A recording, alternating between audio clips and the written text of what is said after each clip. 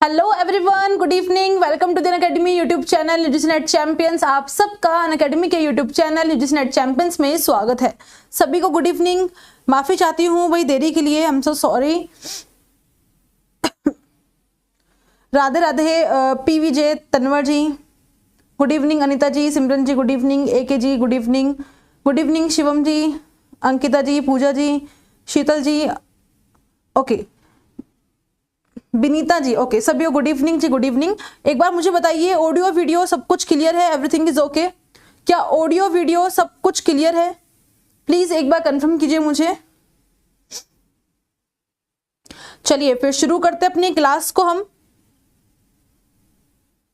Okay, चलिए जैसा कि मैं देख पा रही हूँ भाई काफी सारे स्टूडेंट्स तो आ ही गए हैं। मैं थोड़ा सा लेट हो गई हूँ आज। ऑल क्लियर, चलिए thank you so much. Okay, तो स्टार्ट करते हैं अपनी क्लास को एक छोटे से इंट्रोडक्शन के साथ। जैसे कि आप सभी जानते हैं, मेरा नाम पूर्ति शर्मा है, faculty of political science for UGC net exam. यहाँ पर आज लोग हम करने वाले हैं क्या, आज हम लोग यहाँ पे कवर करेंगे यूनिट नंबर 4 की इंपॉर्टेंट बुक्स को। इससे पहले मैंने आपको यूनिट नंबर 1 की जितनी भी बुक्स थी वो मैंने आपको 2 क्लास में कवर करवाई थी, ये राइट। अभी तक मुझे लगता है काफी सारे स्टूडेंट्स ने वो क्लास देखी नहीं है। तो भाई देखिए, आपके वीडियो के डिस्क्रिप्शन बॉक्स में ही आपको दिया गया है क्या, आपको पूरा लिंक दिया गया है जहां पे लिखा है यूनिट वाइज बुक। 2 प्लेलिस्ट है, एक तो इंपॉर्टेंट बुक की है, ठीक है, वो मैंने एग्जाम से पहले कवर करवाई थी। एक लिस्ट है यूनिट वाइज इंपॉर्टेंट बुक, जहां पर मैंने आपको अभी तक यूनिट नंबर 1 की बुक्स कवर करवा दी है। और अब इसके बाद मैंने यूनिट नंबर 4 कंपैरेटिव पॉलिटिक्स की एक क्लास में ले चुकी हूं बुक्स के ऊपर। ये पार्ट 2 है, यूनिट 4 का पार्ट नंबर 2, जहां पर आज हम और कुछ बुक्स को कवर करने वाले हैं। अब आप कहोगे मैम क्या ये बुक्स ही काफी है? तो भाई देखिए, मैंने यहाँ पर ज्यादा से ज्यादा बुक्स को कवर किया है, ज्यादा से ज्यादा बुक्स को मैंने यहाँ पे कवर कर लिया है। और बाकी भाई देखो, गिनी चुनी कुछ बुकें होती है जो होती है हमारे बीच बीच में, वो आपके कंटेंट के अंदर कवर हो जाएगी। लेकिन मेन बुक्स क्या है वो मैं यहाँ पे लेकर आई हूँ, ठीक है। चलो भाई ऑल क्लियर, तो भाई क्लास स्टार्ट करें। सब आ गए? अब सभी पहले तो क्लास को लाइक कर दीजिए, शेयर कर दीजिए। जो अभी तक नहीं आए हैं उनको कह दीजिए भाई मैम भी आ गई है, आप भी आ जाओ, ठीक है, जल्दी से। और क्लास को लाइक करना बिल्कुल भी ना भूले। चलो भाई स्टार्ट करते हैं अपनी क्लास को। अब यहाँ पे है जोरदार ट्रिक, यूनिट नंबर 4 और पार्ट नंबर 2। पार्ट 1 जिसने नहीं देखा जाके देख लीजिएगा, क्योंकि पार्ट 1 के अंदर मैंने आपको ये बुक से याद करवाई थी 1 से लेकर 11 तक। अभी पहले मैं ऐसा करती हूँ, यहाँ पर आपको जो बुक्स मैंने याद करवाई थी पहले 11 बुक्स, इससे पहले वाले पार्ट में सिर्फ यहाँ पे रिवाइज करवा रही हूँ 11 बुकों को, क्योंकि कंपैरेटिव पॉलिटिक्स की बुक थोड़ी सी क्रिटिकल है, तो यहाँ पर इनको रिवाइज करते हैं और नेक्स्ट वाली से ट्रिक से याद करते हैं। ट्रिक नहीं बताने की, सिर्फ यहाँ पर रिवाइज करूंगी, ठीक है। चलिए, तो मेरे साथ साथ आप सब भी रिपीट करना। सबसे पहले book Gaetano Mosca, the ruling class book किसकी है? गैटनो मोस्का की है। माइंड एंड सोसाइटी किसकी है? विल्फ्रेड पैरेटो की है। द पावर एलिट किसकी है? सी राइट मिल्स की। Parties and party system Sartori की है। इसके अलावा the political system Easton, David Easton. The systematic analysis of political system Easton किसकी है? ईस्टन की ही है। इसके अलावा ए सिविक कल्चर, जिसमें 5 नेशंस का कंपैरिजन किया गया है, वो किसकी है? आमंड और वर्बा की बुक है। इसके अलावा बाउलिंग अलोन रॉबर्ट पुटनम की है। Bowling alone, the man on horse back किसकी है? S.E. फाइनर की बुक है। देन उसके अलावा इन दी थर्ड वेव, भाई थर्ड वेव बुक किसकी है? द थर्ड वेव बुक है आपके हंटिंगटन की बुक। देन इसके अलावा the political of modernization David E Apter की ये बुक है, ठीक है। ये 11 बुकों की ट्रिक क्या थी वो आप पहले वाली वीडियो में जाके देख लीजिएगा, जिसने नहीं देखी है उनको मैं कह रही हूँ। चलिए अब बढ़ते हैं आज की बुक्स पर। आज भी बहुत सारी बुक है, लगभग आप मान के चलिए 15 बुक आज नई आपकी जोड़ी गई है इसके अंदर, यानी कि कंपैरेटिव पॉलिटिक्स में कितनी सारी बुक हो गई। अब आप मुझे बताइए, पहले आप लोगों को कैसा लग रहा है कि मतलब इतनी सारी बुक्स आप लोगों ने ट्रिक से याद कर ली है, मतलब कैसा लग रहा है कि भाई इतनी सारी बुक थी और अभी तक याद नहीं हो रही थी और हमने कितना सब कुछ कर लिया। अगर आप काउंट करेंगे ना, किसी दिन लेकर आऊंगी मैं काउंटिंग भी, ठीक है, काउंटिंग में लेकर आऊंगी और बताऊंगी कि टोटल कितनी बुक्स मैंने आपको याद करवाई है और आपने कितनी कर ली है, ठीक है। चलो भाई, तो यहाँ पर भी स्टार्ट करते हैं अपनी आज की क्लास को नई बुक्स और नई ट्रिक के साथ, ठीक है। और जैसा कि मैं कहती हूँ कि भाई जो चीज मैं बोल रही हूं, क्योंकि ट्रिक बनाना कोई नॉर्मल बात नहीं है, यहां पर मैं कुछ रिलेट करवा के आपको याद करवाती हूं। तो आपका काम है जो मैं आपको बोल रही हूं उसको इमेजिन वैसा ही करना है, ठीक है, तभी ये बुक आपको याद होंगी। अब पहली बुक यहाँ पे कौन सी है? The political order in changing society, किसके? हंटिंगटन की ही बुक है। इससे पहले हंटिंगटन की आपने पीछे वाली बुक पढ़ी थी, द थर्ड वेव वाली। अब वो मैंने कैसे याद करवाई थी हंटिंगटन की भाई? जहां पर मैंने कहा था हंटिंगटन जैसे कि हंटर होता है, आपने क्या किया, एक बार हंटर घुमाया, 2 बार और तीसरी बार आपने घुमाया, यानी कि थर्ड वेव में हुआ बदलाव। तो थर्ड वेव वाली हंटिंगटन की थी। अब यहाँ पर एक और बुक आई है, political order in changing societies. जब आपको सोसाइटी में चेंज करना है, जब आपको सोसाइटी में चेंजेस लाने हैं, बदलाव लाने हैं, तो आप क्या दोगे? आप दोगे ऑर्डर। आप क्या दोगे? आप दोगे ऑर्डर। अब भाई ऑर्डर कैसे दोगे? तो हंटर दिखा के ऑर्डर दोगे। कैसे दोगे? हंटर दिखा के ऑर्डर दोगे, तभी तो सामने वाला डरकर उस ऑर्डर को मानेगा ना। तो political order in changing society किसकी है? हंटिंगटन की बुक है, ठीक है। अब इस बुक में क्या लिखा है एक्चुअल में, उसके बारे में थोड़ा सा मैं यहाँ पर डिस्क्राइब करती हूँ एक पॉइंट के अंदर। यहाँ पर हंटिंगटन इस बुक के अंदर ये बात करते हैं कि किस तरीके से जो चेंजिंग सोसाइटीज है, जिस तरीके से समाज में बदलाव आ रहा है, जो चेंजिंग सोसाइटीज है, जो समाज बदल रहा है, वहां पर उस समाज के बदलाव से पॉलिटिकल ऑर्डर यानी कि राजनीतिक अस्थिरता किस प्रकार से आ रही है, कैसे जैसे जैसे मतलब कि सामाजिक बदलावों का राजनीति पर क्या प्रभाव पड़ रहा है, कैसे अस्थिरता आ रही है, पहले क्या था अब क्या था, उन सब को लेकर बात करते हैं कौन? हंटिंगटन। तो बुक कौन सी हुई? Political order in changing society, ठीक है।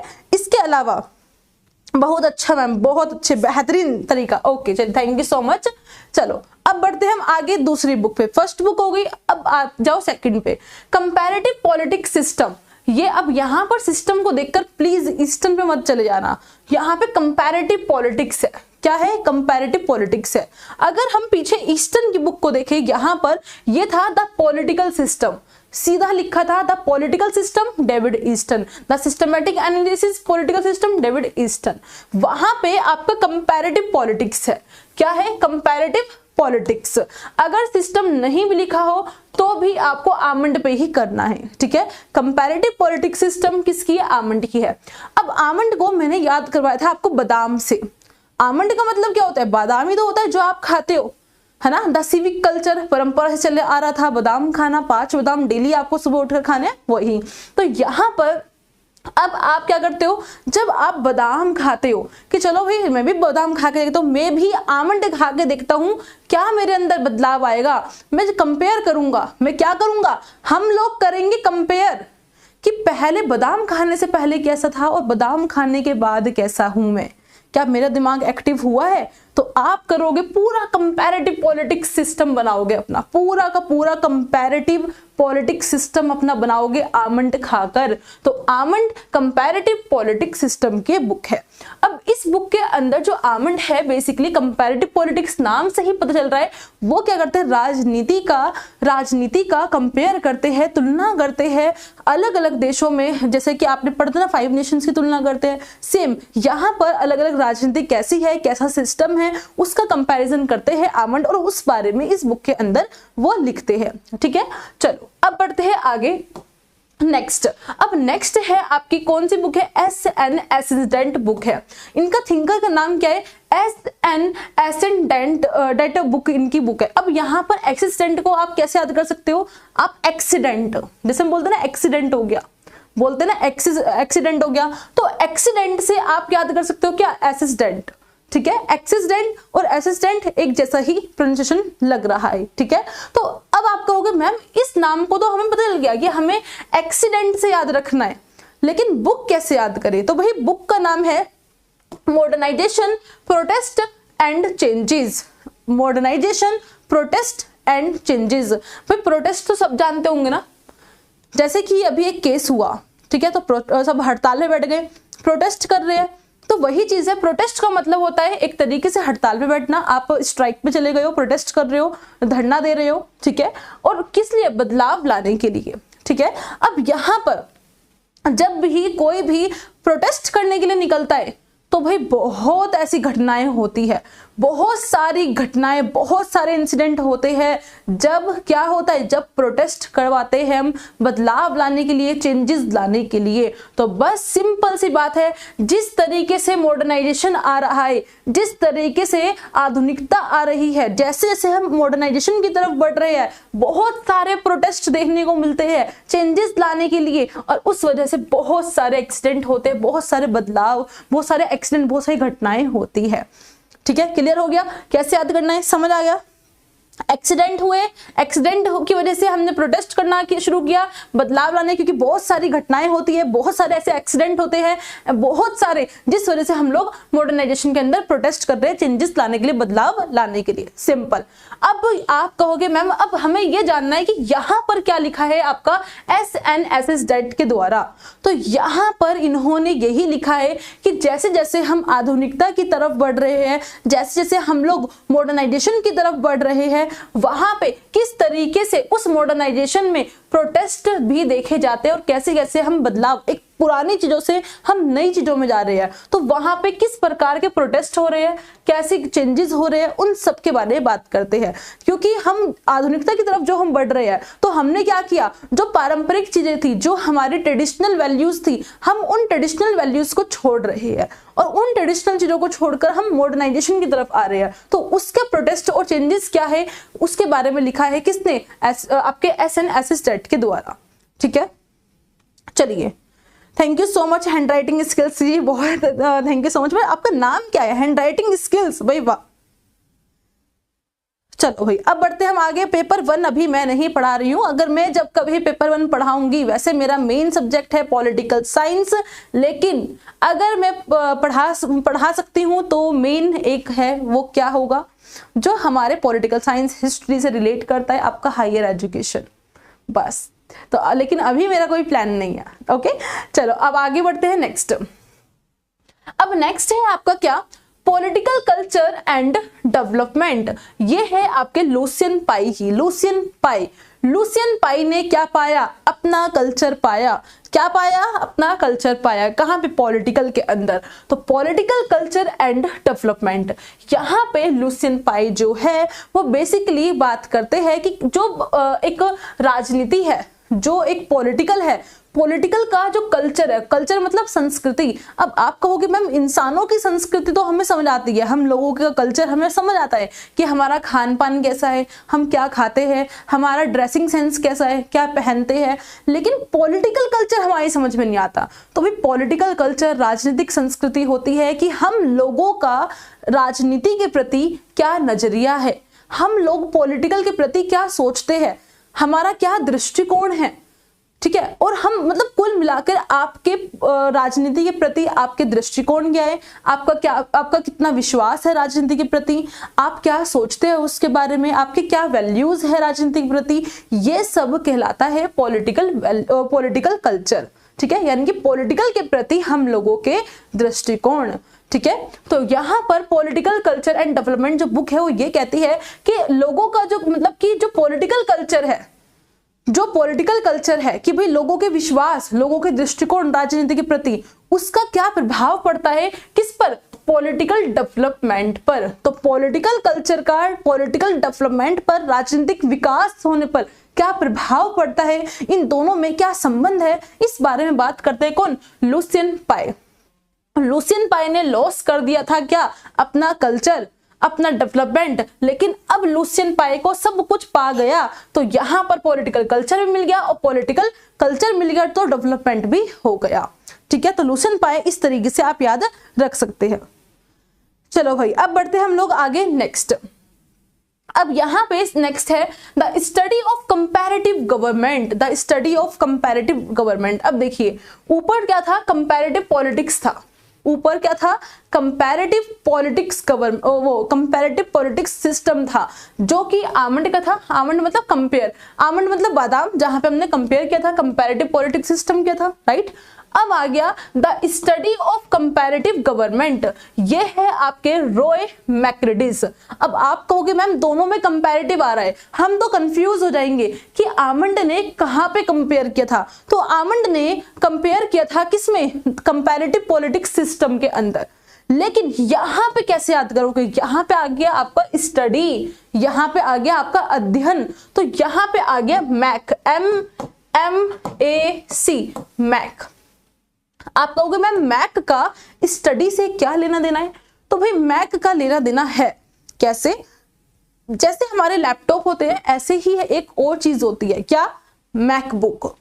बताए ना सबको, बताओ किस किस को पता है मैकबुक के बारे में, पहले मुझे ये बताओ। चलिए जल्दी से बताइए। हाँ जी कुलदीप शर्मा जी, बिल्कुल अभी बात करेंगे उस बारे में भी। पहले मुझे बताइए कि मैक के बारे में किस किसने सुना है, मैकबुक। देखो मैकबुक जैसे आपका लैपटॉप होता है ना, ऐसा ही एक मैकबुक होता है, थोड़ा सा लाइट वेटेड हो जाएगा, थोड़ा और लुक अच्छा लगेगा, ठीक है, ऐसा सा। तो मैकबुक आजकल हम लोग क्या कर रहे हैं, लैपटॉप से तो पढ़ ही रहे थे, लेकिन अब हमने स्टडी शुरू कर दी किस चीज की, मैकबुक से स्टडी करना। फिर हम क्या करते हैं, हम एक तरफ रखते हैं लैपटॉप को, एक तरफ रखते हैं मैकबुक को, और हम करते हैं कंपेयर कि किससे स्टडी ज्यादा अच्छी होती है, किससे आपको ज्यादा मजा आता है। तो बस यहाँ पे the study of comparative government, the study of comparative government किसकी है, आपके मैक्रेडिस की बुक है, the study of comparative government, ठीक है। चलो भाई, हाँ जी, yes ma'am, yes ma'am, yes ma'am. Okay अब बढ़ते हैं हम आगे। अब यहाँ पे देखिए, यहाँ पर जो आपके मैक्रेडिस है वो बेसिकली क्या कर रहा था, स्टडी ऑफ कंपैरेटिव गवर्नमेंट, यानी कि गवर्नमेंट क्या होती है, सरकार, हर राज्य की जो सरकारें हैं, क्योंकि ये जो यूनिट है, ये पूरी यूनिट ही आपकी कौन सी है, कंपैरेटिव गवर्नमेंट की यूनिट है, कंपैरेटिव पॉलिटिक्स। तो यहाँ पर हर एक विचारक क्या कर रहा है, कंपेयर कर रहा है। यहाँ पर हर देशों के बीच में, वहां की जो सरकारें हैं उनके बीच में डिफरेंशिएट किया जा रहा है, कंपेयर करके देखा जा रहा है कि कहाँ पे किस प्रकार का एक व्यवस्था है, वो सब चीजों को कंपेयर यहाँ पे किया जाता है। तो मैक्रेडिस जो है, जो आपके मैक्रेडिस है, वो भी स्टडी करते हैं किस पर, कंपैरेटिव गवर्नमेंट के ऊपर, ठीक है। अब इन डिटेल क्या है, अभी तो भाई आपका जो कंपैरेटिव पॉलिटिक्स पढ़ाया जाएगा उसमें पढ़ेंगे हम सारी चीजों को, ठीक है। तो मैक्रेडिस आपको पता चल गया, the study of comparative government. अब बढ़ते हैं आगे नेक्स्ट। अब आ गए भाई आपके डुवर्गर, आपके मॉरिस डुवर्गर। भाई डुवर्गर को कैसे याद रखोगे, डुवर्गर का नाम, पहले आपको ट्रिक बताऊंगी फिर थोड़ा बुक का इंट्रोडक्शन दे दूंगी। अब यहाँ पर डुवर्गर को आप लोग याद रखिए बर्गर, डुवर्गर बर्गर, डुवर्गर बर्गर। हो रहा है ना मैच, लग रहा है ना बिल्कुल साउंड एक जैसा, डुवर्गर और बर्गर। तो भाई आज के समय में, इस मॉडर्न पीरियड में आप लोग भगे भगे जाते हो कहाँ पे, मैगडी, क्या खाने, बर्गर। आपको खाना है बर्गर, तो भाई क्यों, क्योंकि आप मॉडर्नाइजेशन में हो, मॉडर्नाइजेशन का पीरियड आ गया इतना तेजी से, हमने परंपराओं को छोड़ दिया, हम तो आधुनिक हो गए ना, हम तो नए हो गए, हम तो बर्गर खाएंगे।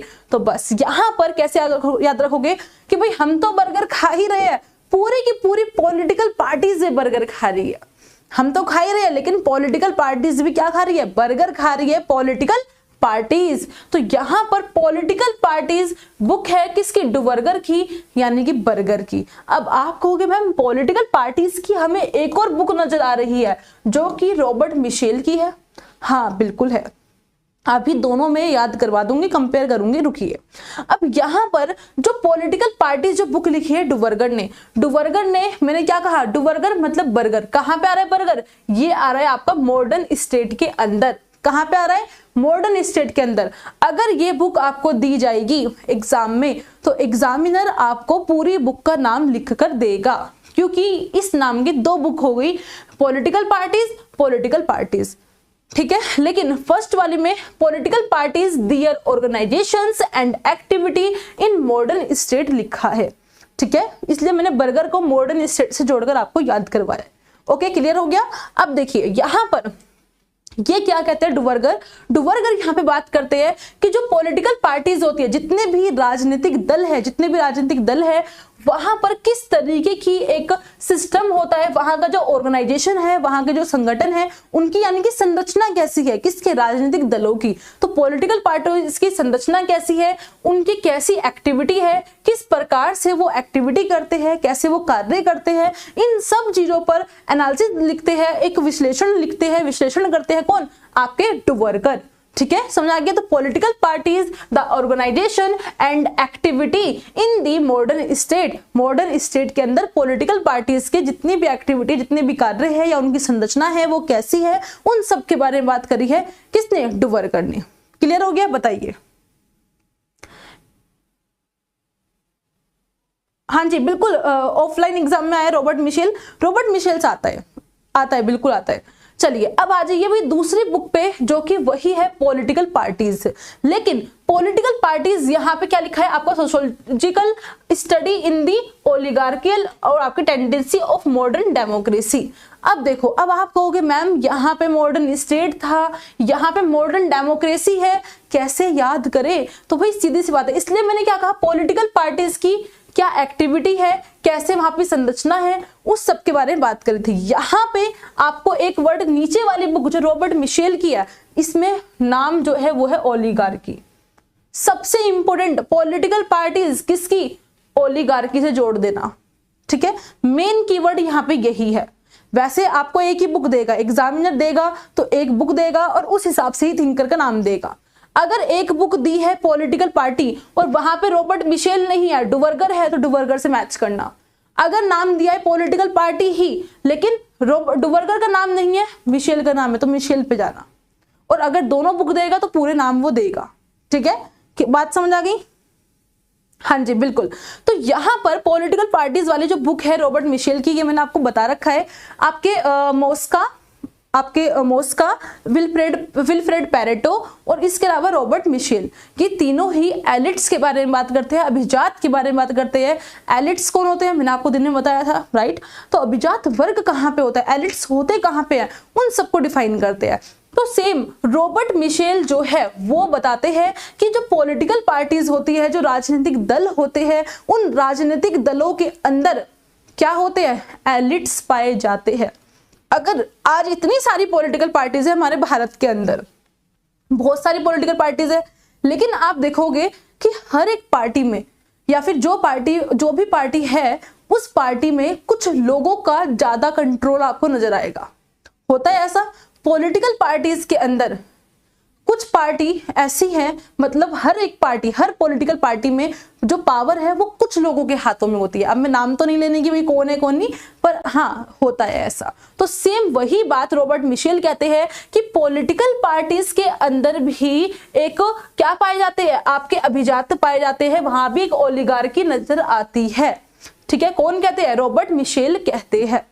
ठीक है, अब यहाँ पे रॉबर्ट मिशेल, आपको याद होगा जर्मन की एक सोशलिस्ट पार्टी थी, उन्होंने चैलेंज किया था किसको, रॉबर्ट मिशेल को। क्या कहा था कि नहीं ऐसा नहीं होता, हमारी पार्टी में ऐसा नहीं है, जर्मन की सोशलिस्ट पार्टी में ऐसा नहीं है। तो रॉबर्ट मिशेल ने कहा ठीक है मैं अभी चेक करता हूँ। रॉबर्ट मिशेल ने उस पर भी चेक किया था और वहां पे भी ओलिगार्की निकल गया था, वहां पे भी ऐसे एलिट्स ग्रुप निकल के आया था। तो तभी इस वजह से जब उन्होंने प्रूव कर दिया रॉबर्ट मिशेल ने, तो रॉबर्ट मिशेल अपनी इस पॉलिटिकल पार्टीज के अंदर द लॉ ऑफ ओलिगार्की करके एक थ्योरी है, उसको पेश करते हैं। ठीक है, iron law of oligarchy, sorry मेरे को नाम याद नहीं आता, आयरन लॉ ऑफ ओलिगार्की यानी कि लोह सिद्धांत, अभिजात्य का लोह सिद्धांत पेश करते हैं कौन, रॉबर्ट मिशेल। तो ये भी याद रखना किस बुक में दिया है, पॉलिटिकल पार्टीज की बुक में दिया है। ठीक है, क्लियर हो रहा है सबको। चलो हाँ जी, अब यहां पर आगे बढ़ते हैं नेक्स्ट। अब यहां पर अब हम बात करते हैं मॉडर्न डेमोक्रेसी की, आपके जेम्स ब्राइस की बुक है मॉडर्न डेमोक्रेसी। भाई जो ब्राइस है, ब्राइस को आप लोग याद रखना क्या, ब्राइस को याद रखना किससे, प्राइस से। भाई आप सबको प्राइस मिलता है ना, प्राइस। तो जेम्स ब्राइस की बुक है क्या, मॉडर्न डेमोक्रेसी। भाई मॉडर्न डेमोक्रेसी को कैसे लिंक करें हम प्राइज से, तो भाई जैसे ही हमारा, आपको पता होगा हमें प्राइज कब मिलता है, भाई आपको इनाम कब मिलेगा, जब आप पहले से अच्छा करोगे, जब आप पहले से बेटर करोगे। तो शुरू में जब डेमोक्रेसी आई, इतनी एक्टिव नहीं थी, इतनी अच्छी नहीं थी, ज्यादा देशों तक नहीं थी, लेकिन जैसे ही मॉडर्न डेमोक्रेसी आई वो बहुत अच्छी निकल कर आई। वहां पे लोग पूरी तरीके से जागरूक निकले। तो मॉडर्न डेमोक्रेसी थी बहुत अच्छी, इसलिए मॉडर्न डेमोक्रेसी को देखकर हमने उसको दिया क्या, प्राइस। मॉडर्न डेमोक्रेसी को देखकर हमने दिया क्या, प्राइस। तो याद रखना, पूरा बोलना है आपको, मॉडर्न डेमोक्रेसी को देखकर मिला प्राइस। तो मॉडर्न डेमोक्रेसी किसकी है, जेम्स ब्राइस की बुक है, ठीक है। अब जेम्स ब्राइस जो मॉडर्न डेमोक्रेसी की बात करते हैं, यानी कि आधुनिक लोकतंत्र, इसमें वो बताते हैं, लोकतंत्र को डिफाइन करते हैं बेसिकली कि आधुनिक लोकतंत्र में क्या क्या लोकतंत्र को चैलेंजेस देखने पड़ते हैं। आधुनिक लोकतंत्र जो है, जो मॉडर्न डेमोक्रेसी है, यहां पर इसके क्या प्रॉफिट है, क्या चैलेंजेस है, यानी कि कुल मिला के इसके प्लस पॉइंट और इसके नेगेटिव पॉइंट दोनों को डिफरेंशिएट करते हैं, दोनों में अंतर करते हैं, दोनों को दिखाते हैं कौन, जेम्स ब्राइस। तो जेम्स ब्राइस को मिला प्राइस किसके लिए, मॉडर्न डेमोक्रेसी के लिए, ठीक है। क्लियर हो गया, बताइए। Thank you so much Soni ji, thank you so much. Okay चलिए, अब ये भी आपका हो गया ब्राइस से प्राइस, मॉडर्न डेमोक्रेसी। अब आ जाइए लास्ट में इंप्रेसिव एंड सोशल क्लास। अब भाई इंप्रेसिव एंड सोशल क्लास क्या है, ये है शुम्पीटर की। ये इंप्रेसिव नहीं है, सॉरी, ये एम्पेरियलिज्म है, यानी कि साम्राज्यवाद है। इंपेरियलिज्म, ये यहाँ पे साम्राज्यवाद आएगा, इंप्रेसिव यहाँ पे गलत हो गया, ठीक है, इसको काट देना। तो यहाँ पर जो आपका एम्पेरियलिज्म और जो सोशल क्लास है, किसकी है, जोसेफ शुम्पीटर की है। जोसेफ शुम्पीटर को मैंने कैसे याद करवाया था, साम्राज्यवाद और सामाजिक वर्ग, जहां पर वो बात करते हैं कि किस तरीके से साम्राज्यवाद और जो सामाजिक वर्ग होते हैं, जो आपका इंपेरियलिज्म है और जो आपके सोशल क्लास है, उन दोनों में क्या संबंध है, इन दोनों में क्या रिलेशन है और कैसे एक दूसरे को इफेक्ट करते हैं, कैसे सामाजिक वर्ग से कोई एक वर्ग निकलता है जो कि क्या करता है, साम्राज्यवाद बनाता है, तो दोनों में क्या एक रिलेशन बनता है, उसके बारे में बात करते हैं शुम्पीटर। तो भाई शुम्पीटर को हमने कैसे याद किया था कि साम्राज्यवाद आया, साम्राज्यवाद ने क्या किया, सोशल क्लास को, यानी कि समाज के जो जितने भी वर्ग थे, समाज के जितने भी छोटे छोटे वर्ग थे, इन सब को साम्राज्यवाद ने क्या किया, पूरा साम्राज्य अपना बना लिया और इन सब को खूब पीटा। कैसे, साम्राज्यवाद बनाया, कैसे, पीट कर, पीट कर, यानी कि हम करते ना तो यानी कि शुम्पीटर, तो यानी कि पीट कर बना दिया क्या, साम्राज्यवाद। किसको, सोशल क्लास को। तो भाई इंपेरियलिज्म एंड सोशल क्लास किसकी है, शुम्पीटर की बुक है। किसकी है, शुम्पीटर। और क्या बताया मैंने कि इंपेरियलिज्म और सोशल क्लास में दोनों में क्या रिलेशन है, उसको बताते हैं आपके शुम्पीटर, ठीक है। क्लियर हो गया, चलो भाई अब बढ़ते आगे। यस मैम, यस मैम, हाँ जी, पीट कर, बिल्कुल। नेक्स्ट अब है the current meaning of behaviourism. अब ये आ गए ईस्टर्न। अभी पहले सिस्टम, द पॉलिटिकल सिस्टम देखा, the systematic analysis political system देखा। अब यहाँ पर उन्हीं ईस्टर्न की एक और बुक आती है जहां पर लिखा है लास्ट में क्या, बिहेवियरलिज्म। क्या लिखता है, लिखा है बिहेवियरलिज्म लिखा है, यानी कि व्यवहारवाद। यहाँ पे the current meaning of behaviourism, basically यहाँ पर ईस्टर्न बताना चाहते हैं कि अब करंट मतलब अभी का, कि करंटली अब आधुनिक आपके व्यवहारवाद का क्या अर्थ है, व्यवहारवाद एक्चुअल में है क्या इस समय, यानी कि करंटली इसका मीनिंग क्या है व्यवहारवाद का। राजनीति के अंदर जो व्यवहारवाद है, उसको व्यवहारवाद को उससे जोड़कर दिखाते हैं और कहते हैं कि इसका क्या असली मीनिंग है, उसको डिफाइन करते हैं कौन, eastern. The current meaning of behaviourism किसकी, ईस्टर्न की बुक है, ठीक है। इसको आपको थोड़ा बिहेवियरलिज्म से ही कनेक्ट करके रखना पड़ेगा, तभी आपको याद होगा। क्लियर हो गया, इंपॉर्टेंट है, ईस्टर्न की बुकें आती है, इसलिए इस वाली बुक को थोड़ी नई बुक है इसलिए मैंने लिख दिया है, ताकि अगर न्यू बुक आपसे पूछी जाए तो आपको पता हो, ठीक है। The current meaning of behaviourism किसकी है, ईस्टर्न की बुक है। क्लियर हो गया भाई, जल्दी से बताइए, फटाफट से बताइए।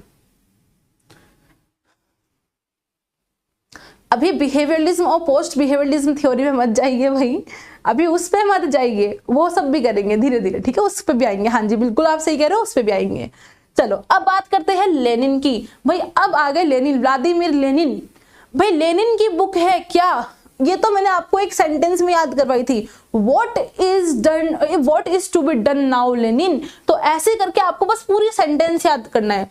मतलब हम पूछते ना कि भाई अब क्या करना चाहिए, हम पूछते हैं ना अब क्या करें, क्या करना चाहिए, तो हम क्या बोलते हैं, what is to be done now, what is to be done now. किससे कह रहे हैं, लेनिन से कह रहे हैं, what is to be done now Lenin. तो लेनिन ने क्या कहा, लेनिन ने कहा स्टेट एंड रिवॉल्यूशन, राज्य और क्रांति।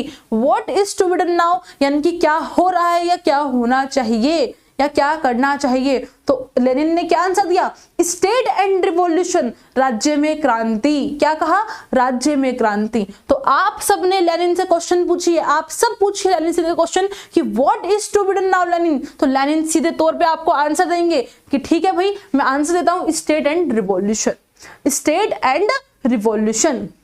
अब यहां पर इसको तो मैंने आपको 2 लाइन ऐसे कनेक्ट करके आपको याद करवा दी थी, है ना। अब यहां पर बुक में क्या है, तो बेसिकली जो लेनिन है what is to be done now Lenin, ये बुक वो उस टाइम लिखते हैं रूसी क्रांति से पहले, रूसी क्रांति के हालात बन रहे थे, रूसी क्रांति, ठीक है। तो वहां पर इन्होंने लिखा कि भाई जो राजनीतिक दल है तो अब उन्हें क्या करना चाहिए, क्या कैसे संरचना क्या होनी चाहिए, मतलब कि करना क्या चाहिए एग्जैक्टली, तो उस पर ये विचार करते हैं। तो इसी नाम से वो बुक लिखते हैं what is to be done now, कि अब क्या करें, हम क्या करना है, ठीक है। तो what is to be done now, ठीक है। लेकिन आंसर में क्या दिया, स्टेट एंड रिवॉल्यूशन। तो भाई सीधी सी बात है, ये जो बुक लिखी ये तब लिखी जब आपका जो रूसी क्रांति थी 1917, ये उस टाइम लिखी जब रूसी क्रांति बिल्कुल पीक पर आ गई थी। तो 1917 में आती है स्टेट एंड रिवॉल्यूशन, 1917 लेनिन की बुक है, ठीक है। क्लियर हो गया, स्टेट में रिवॉल्यूशन हो रहा था, जहां पर वो बताते हैं कि क्रांति है, क्रांति से क्या हुआ, पूरी क्रांति को डिफाइन करते हैं, बेसिकली रूसी क्रांति को डिफाइन करते हैं इसके अंदर, स्टेट एंड रिवॉल्यूशन के अंदर, ठीक है। चलो भाई, ये बिफोर एग्जाम ट्रिक वाली बुक में थी, हाँ जी बिल्कुल। देखिए यतीन यादव, देखिए यहाँ पर जो बुक्स है जो मैंने आपको बताया ना 2 प्लेलिस्ट बना रखी है, एक प्लेलिस्ट है इंपोर्टेंट बुक की, वो मैंने आपको एग्जाम से पहले करवाई थी, उसमें सारी मिक्स थी, लेकिन ये बिल्कुल सेपरेटली आ गई है। तो भाई सेपरेटली आ गई है तो बुक तो मिलेंगी वो वाली, है ना। चलो अब बढ़ते हम आगे, नेक्स्ट अब है ऊपर कैपिटलिज्म, सोशलिज्म एंड डेमोक्रेसी। वही आ गए कौन, जोसेफ शुम्पीटर। अभी मैंने क्या कहा, पीट कर सोशलिज्म, सॉरी पीट कर एम्पिरियलिज्म आ गया, किसको, सोशल क्लास को पीट कर। तो भाई एम्पिरियलिज्म एंड सोशल क्लास थी शुम्पीटर की। अब शुम्पीटर कहते हैं कि भाई पूंजीवाद भी था, क्या था, पूंजीवाद भी था, कैपिटलिज्म भी था, लेकिन हमने क्या किया, शुम्पीटर कहते हैं हमने कैपिटलिज्म को पीट कर, पूंजीवाद को पीट कर हम लेकर आ गए क्या, कैपिटलिज्म से आ गए हम सोशलिज्म पे, किस पर, समाजवाद पर हम आ गए। और जब सोशलिज्म आया तो वहां से हम लेकर आ गए क्या, डेमोक्रेसी यानी कि लोकतंत्र। पहले पूंजीवाद, पूंजीवाद के बाद हम क्या लेकर आए, समाजवाद, समाजवाद के बाद हम लेकर आए क्या, लोकतंत्र। यानी कि पूरा लाइन से चल रहा है, कैपिटलिज्म, सोशलिज्म, डेमोक्रेसी। किसने लिखी, जोसेफ शुम्पीटर के द्वारा लिखी जाती है। क्लियर हो गया। और इस बुक के अंदर वो यही बताते हैं कि किस तरीके से तीनों में कैसा संबंध है, तीनों में कैपिटलिज्म, सोशलिज्म और लोकतंत्र जो डेमोक्रेसी है, तीनों में किस प्रकार का रिलेशन है, कैसे कैपिटलिज्म से हम उस तरफ आए, कैसे हम लोकतंत्र की तरफ आए, वो सारी बात कर रहे हैं कौन, आपके जोसेफ शुम्पीटर। वही पीट दिया किसको, कैपिटलिज्म को, और कहां पे आ गए, लास्ट में हम डेमोक्रेसी पे आ गए। क्लियर हुआ। चलो भाई अब बढ़ते हैं आगे, नेक्स्ट। अब भाई आगे अब आपकी थोड़ी सी बुक और बची है, अब है 24 नंबर पे the government process. The government process, अरे भाई ये बुक पूरे गवर्नमेंट की, सरकार का क्या प्रोसेस रहता है, क्या प्रक्रिया रहती है, इस बुक में यही बात करी गई है। किसने, आपके डेविड ट्रूमैन ने। अब आप कहोगे मैम ये बुक कैसे याद करें, the government process, David Truman. तो भाई द गवर्नमेंट प्रोसेस, हम बात कर रहे हैं गवर्नमेंट के प्रोसेस की। तो भाई सब लोग कहते हैं पता नहीं गवर्नमेंट का कैसा प्रोसेस चल रहा है, सरकार की कैसी प्रक्रिया है, हमारी समझ में नहीं आती। हमारी समझ में कौन नहीं आती भाई, किस क्या चीज, गवर्नमेंट के प्रोसेस का क्या सच है और क्या झूठ है, कुछ समझ नहीं आता। क्या ट्रू है और क्या फॉल्स है, कुछ नहीं आता। कौन सा मैन ट्रू कह रहा है और कौन सा मैन फॉल्स कह रहा है, हमें कुछ नहीं पता। तो बस हो गई आपको बुक याद, the government process, David Truman. हमें नहीं पता गवर्नमेंट प्रोसेस का क्या ट्रू है और क्या फॉल्स है, मैन हमें नहीं पता। क्लियर हो गया। चलो अभी बताओ कैसा लगा, पहले तो यहां तक बताइए। ओके, अब बस आपकी 2-3 बुकें और हैं, ये तो आपको मैंने करवा दी लेनिन की, अब 3 बुक और है ये, ठीक है। अब इनको भी थोड़ी सी बात कर लेते हैं। ये तीनों बुक है आपके Robert Dahl, Robert Dahl, Robert Dahl, Robert Dahl, Robert Dahl, Robert Dahl, और रॉबर्ट डहाल बन रहे हैं हम सब की ढाल, रॉबर्ट डहाल बन रहे हैं हम सब की ढाल, ढाल यानी कि सपोर्टर, सपोर्ट देने वाला। जैसे हमारे जो ट्री होता है, जो पेड़ होता है, पेड़ में जैसे डालियां होती है ना, तो ये है हमारी ढाल। तो रॉबर्ट डहाल ढाल है किसकी, ये बात करते हैं पोलियार्की की, यानी कि बहुतंत्र की, बहुतंत्र की बात करते हैं, बहुतंत्र, पोलियार्की, पार्टिसिपेशन एंड अपोजिशन, ये बात करते हैं कि किस तरह के बहुतंत्र में क्या, यानी कि जहां पे बहुत सारे पॉलिटिकल पार्टीज आपको दिखेंगी, बहुत सारे आपको राजनीतिक दल दिखेंगे, तो उस पोलियार्की में किस प्रकार से क्या कौन पार्टिसिपेट करता है, उनके पार्टिसिपेशन की बात करते हैं। उन बहुत सारे पॉलिटिकल जब पार्टीज होती है वहां पे अपोजिशन भी होता है, उसके बारे में बात करते हैं कौन, आपके रॉबर्ट डहाल। तो रॉबर्ट डहाल कहते हैं कि बहुत सारे तंत्र, बहुत ज्यादा पोलियार्की है, अब ऐसे में मैं बनूंगा क्या, ढाल, ऐसे में मैं बनूंगा क्या, ढाल। तो पोलियार्की की वजह से, तो polyarchy, participation and opposition, Robert ढाल, रॉबर्ट ढाल भी ढाल बनने के लिए, और जो बनेगा ढाल, जो बनेगा सपोर्टर, उसे करना पड़ेगा क्या, पार्टिसिपेशन, ठीक है, क्योंकि सामने बैठा है बहुत बड़ा अपोजिशन। ओके, तो बस पोलियार्की, पार्टिसिपेशन एंड अपोजिशन किसके, रॉबर्ट डहाल की बुक है। दूसरी book, A preface of democracy theory. अब प्रीफेस का मतलब क्या होता है, प्रस्तावना देना, एक प्रस्तावना देना, ठीक है। तो यहां पर जब जैसे ही रॉबर्ट ढाल ढाल बनकर करते हैं पार्टिसिपेट, कहां पे, पोलियार्की में, बहुतंत्र में, वैसे ही रॉबर्ट ढाल ने ढाल के रूप पर ढाल बनकर हमारे लिए लिखा क्या, पूरा एक प्रीफेस, पूरी एक प्रस्तावना लिख दी। किसने, रॉबर्ट डहाल ने पूरा प्रीफेस लिख दिया, किस चीज पर, डेमोक्रेटिक थ्योरी पर। अब इस preface of to democratic theory, जहां पर ये लोकतांत्रिक सिद्धांत को डिफाइन करते हैं, लोकतंत्र की बात करते हैं, और उसके बारे में लिखते हैं कौन, रॉबर्ट डहाल, ठीक है। अब लास्ट है डेमोक्रेसी एंड इट्स क्रिटिसिज्म। अब यहां पे देखिए, डेमोक्रेसी एंड इट्स क्रिटिसाइज, यहां पर रॉबर्ट डहाल क्या लिखते हैं। अभी मैंने आपको क्या कहा, पोलियार्की था, वहां में पार्टिसिपेट किया, ढाल बन गया रॉबर्ट ढाल ने, वहां पर डेमोक्रेटिक थ्योरी के ऊपर हमारे लिए क्या लिखा, एक प्रीफेस लिखा, एक प्रस्तावना लिखी। और जब प्रस्तावना लिखी किस पर, डेमोक्रेटिक थ्योरी पर, तो इन्होंने अलग से डेमोक्रेसी के बारे में लिखा, और उसके आपके क्या लिखे, आपके क्रिटिसाइज लिखे, क्रिटिसिज्म लिखे, बताया कि भाई कैसे डेमोक्रेसी में क्या क्या कमियां हैं, क्या क्या आलोचनाएं हैं। कहते हैं ना, किसी को क्रिटिसाइज करना, क्रिटिसिज्म करना यानी कि आलोचना करना, उसकी कमियां बताई और उसकी अच्छाइयां भी बताई। तो डेमोक्रेसी के ऐसे पॉइंट भी बताए, किसने, रॉबर्ट डहाल ने। तो रॉबर्ट डहाल यानी कि कुल मिलाकर क्या कर रहे हैं, पूरी तरीके से डेमोक्रेसी की बात कर रहे हैं कौन, रॉबर्ट ढाल। तो polyarchy, participation and opposition, a preface to democratic theory, then democracy and its criticize, ये हो गए रॉबर्ट ढाल तक, ठीक है। अब ये हो गई 28 बुक आपकी, कहां से, पूरी 28 बुक निकली है आपकी कंपैरेटिव पॉलिटिक्स से। अब इनसे अलग 2-4 बुकें और भी आएंगी। अब एक ग्राहम बेल्स की बुक कई बार आ जाती है, वो सब आपके कंटेंट में मिलेगी, ठीक है। मेन बुक हो गई है। अब पहले मुझे बताइए भाई कैसा लगा। हाँ जी, नायक जी डेमोक्रेसी की और भी बुक है, ये वो मैंने इससे पहले शायद आपको करवा दी है डेमोक्रेसी के ऊपर। चलो भाई, अच्छा लगा भाई, अच्छा हो गया, सब कुछ बढ़िया हो गया। तो भाई अब यहाँ पर हमें क्लास एंड करनी चाहिए। और जैसे कि मैंने आपको दिन में बताया ही था, गुड न्यूज़ तो मैं आपको दे ही चुकी हूँ, है ना। गुड न्यूज़ मिली थी या नहीं मिली थी कि प्लस पर जल्दी ही आप लोगों के लिए मैं एक लेकर आ रही हूँ, एक छोटा सा कोर्स, ठीक है, जहां पर आपको क्वेश्चन के थ्रू सारे के सारे यूनिट करवाई जाएगी। और क्वेश्चंस कैसे होंगे, फुल डिस्क्रिप्शन जहां पे होगा, और पीडीएफ में भी आपको डिस्क्रिप्शन प्रोवाइड होगा। जिस टॉपिक पे क्वेश्चन होगा वही टॉपिक आपका एक्सप्लेन होगा। और पूरे कोर्स में एक क्रैश कोर्स आपका आएगा प्लस पर, वो होगा मेरा, जिसका आप कर रहे थे बेसब्री से इंतजार। इसके अलावा स्पेशल क्लासेस में फ्री क्लासेस होगी जहां पर स्पेशल टॉपिक्स जो बहुत ज्यादा ऐसे खास होते हैं, आप भूल जाते हो लेकिन इंपॉर्टेंट होते हैं, उन सबको मैं कवर करवाऊंगी। और प्लस क्लासेस डेली होगी, स्पेशल क्लासेस आपकी कभी कभार होगी, ठीक है। और यूट्यूब पे तो ये सिलसिला हमारा दौड़ेगा ही दौड़ेगा, ठीक है। चलो भाई ठीक है, अब जब हम आएंगे प्लस पर कुछ दिन की बात और है, आपको इन्फॉर्म जरूर करूंगी।